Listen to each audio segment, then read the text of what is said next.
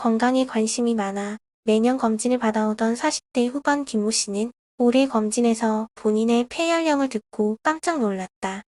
지난 30년 동안 담배를 피워오면서도 흉부 X선 사진이나 폐기능 검사에서 정상이라는 말을 해마다 듣고 내심 안심해오고 있었지만 자신의 폐연령이 68세에 해당된다는 얘기를 들었던 것이다. 담배를 피우면 폐암, 포도암을 비롯한 여러 암과 동맥경화로 인한 심장질환, 뇌질환이 많이 생기는 것은 잘 알려져 있지만 폐에 대한 관심은 상대적으로 적다. 흡연은 폐기능 저하와 만성기침, 만성 폐쇄성 폐질환을 일으키는 원인으로 폐 건강에 가장 큰 영향을 미치는 요소로 알려져 있다.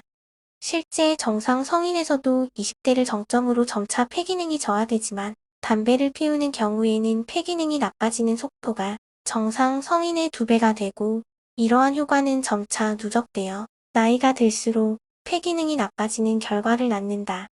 비흡연자의 연령과 폐기능 사이의 관계를 토대로 흡연자의 폐연령을 계산할 수 있으며 김모 씨의 경우 폐연령은 실제 연령보다 약 20세 정도가 많은 상태로 평가되었다.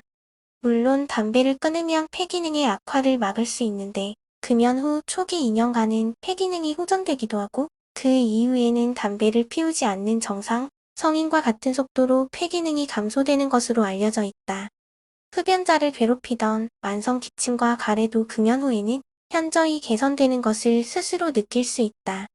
한편 오랜 흡연으로 인해 기도와 폐포가 파괴되어 생기는 만성 폐쇄성 폐질환은 흡연자에서 발생하는 가장 치명적인 질환 중의 하나로 미국에서는 전체 사망 중 4위를 차지할 정도로 치명적인 질병이다. 우리나라에서는 상대적으로 적은 것으로 알려져 있었지만 2003년 대한결핵 및 호흡기학회의 보고에서는 성인 남성의 10.9%에서 폐기능 이상을 보였다. 특히 20감년 이상의 흡연량이 있는 45세 이상의 성인에서는 3명 중에 1명꼴로 나타나는 것으로 보고하였다. 특히 이 병은 어느 정도 진행된 뒤에야 증상이 나타나는 경향이 있는데 실제 증상이 나타나기 전에 폐기능의 이상은 이미 진행되기 마련이다. 만성 폐쇄성 폐질환은 폐기종과 만성 기관지염을 합쳐 부르는 용어로 가장 중요한 원인은 흡연으로 외국 자료에서는 비흡연자에 비해 흡연자가 10배 이상, 우리나라에서도 3배가량 더 많이 생기는 것으로 알려져 있다. 만성 폐쇄성 폐질환은 폐기능 검사를 통해 진단하지만 영상을 통해 미세한 초기 손상을 확인하는 경우도 있다. 금연에 있어 가장 중요한 것은 금연을 하겠다는 본인의 선택이다. 일단 금연하겠다는 결심이 서면 도움을 받을 수 있는 방법들을 널리 찾아보는 것이 좋다.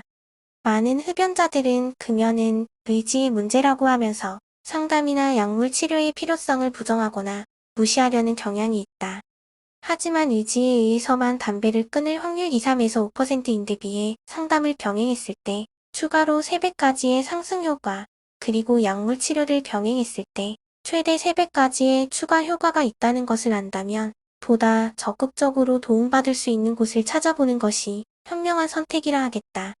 1월 1일부터 금연을 하는 구태의연한 금연 습관은 이제 버리고 올해부터는 좀 더 체계적으로 금연을 준비해보면 어떨까?